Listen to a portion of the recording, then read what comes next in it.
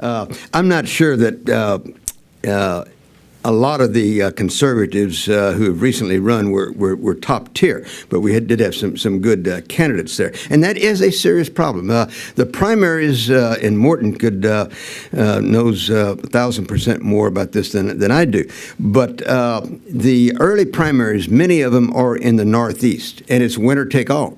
So with 30%, you get all the delegates.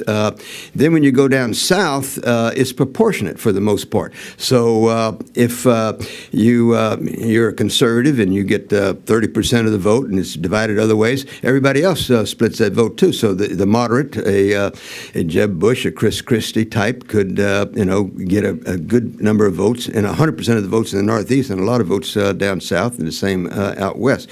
So it is a problem, and hopefully the conservatives will unite behind one candidate and avoid this problem that we've had in the past. Let me mention one thing here along that line. Periodically, people ask me, said, Richard, why do you think that John McCain is not a conservative? Or why do you think Mitt Romney is not a conservative? I've developed something I call Viguerie's foolproof test of whether you're a conservative. Absolutely foolproof, guarantee it.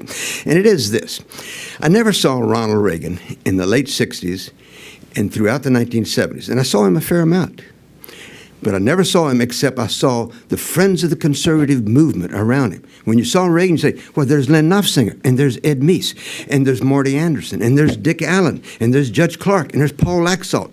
So it was natural when Reagan became president, January 20th, 1981, conservatives moved into the White House with him. Not enough.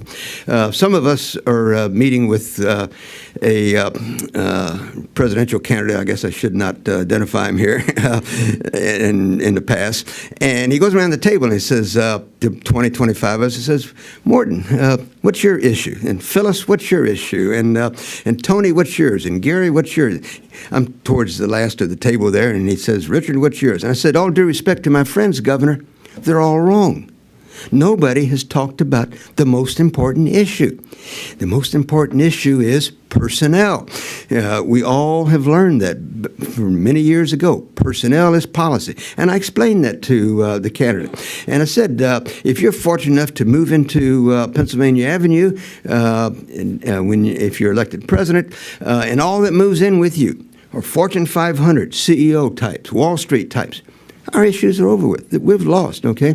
Personnel is policy. So when somebody tells you they're a conservative, look at them. Who's around them? Who do they walk with, okay?